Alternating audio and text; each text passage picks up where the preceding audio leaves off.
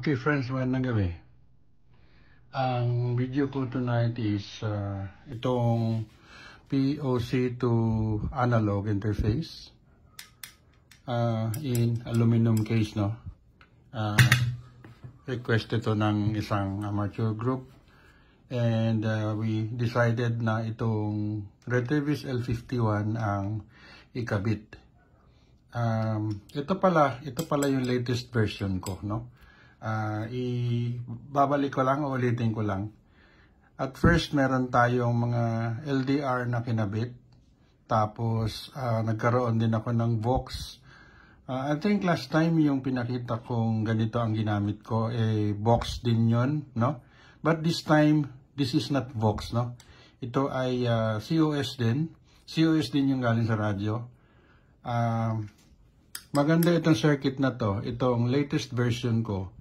It's good for L51. Subok ko na siya. Pero sa iba, hindi siya gagana ng ganun kaganda. But dito sa L51, wala tayong ibang kinabit dyan, kundi ito lang, no? Yan lang, oh. Ito lang. So, okay na siya. Plug and play talaga. Plug and play. So, wala tayong bubuksan, kagaya na sinabi ko, wala tayong ididikit na mga LDR dito, which is problematic. Hindi na rin tayo maglalagay ng wire. So, dito sa L51, ulitin ko, dito lang sa model na to, nakita ko na magsusut itong aking latest na modification. No? So, ayan, yung mga modification na ginawa. Meron ako mga modification sa circuit na ginawa. So, and nakita ko na parang ito na yung pinakagusto kong design, no? Wala na rin, kung makikita natin, wala na yung mga network light, no? Kasi hindi na natin kailangan ng alignment, no? Hindi na kailangan. So, umilaw man ito or hindi, yan, di ba dati, na-mention ko, mabagal ang duration nitong LED na to. Sa ngayon, hindi na siya magmamatter kasi dito na siya sa output ng speaker nagre-rely. Okay? So, ito testing natin. Ito yung aking POC na gagamitin. So, wala rin itong delay kagaya ng sinabi ko nung nakaraan. No? Yun ang iniwasan natin. Yung pag-press natin ng PTT, kailangan, after pressing the PTT, pwede ka na magsalita. Na? Kompleto lahat. Dito tayo sa VHF magmo-monitor. Okay? Testing tayo. 1, 2, 3, 4, 5. 1, 2, 3, 4, 5. Okay guys, alam naman natin, no? Kung POC user tayo, hintayin natin yung alert tone, then that is the time that you have to speak. Pag press mo ng PTT, pag tumunog yung alert tone, yun yung time na kailangan mong magsalita. Otherwise, hindi ready yung POC natin na tanggapin yung message natin. So, kaya meron tayong alert before we speak, meron tayong alert. So, once again, 1, 2, 3, 4, 5. 1, 2, 3, 4, 5. 5, 4, 3, 2, 1. 5, 4, 3, 2, 1. Yan, no? Yan yung hindi napuputol, no? So, as I have said, hindi ito Vox, ha?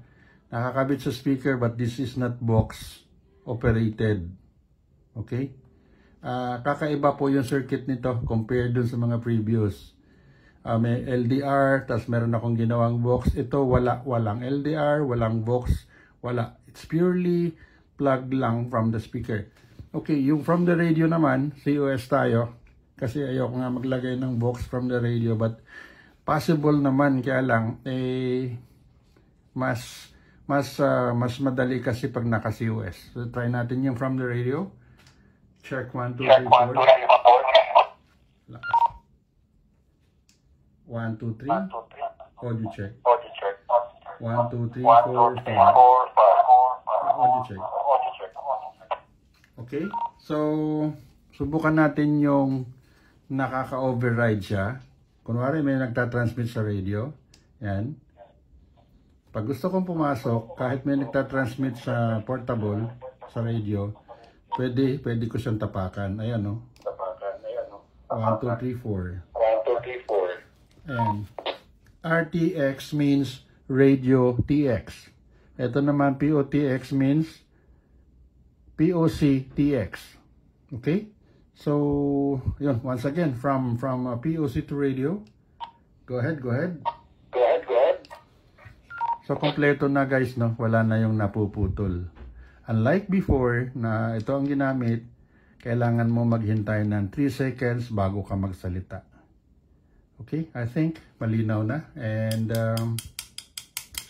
in alloy case, wala kasing may extra tayo na alloy na box dyan, so I decided to use this for a special group. Tong grupo na to eh. Sige, thank you guys. Magandang gabi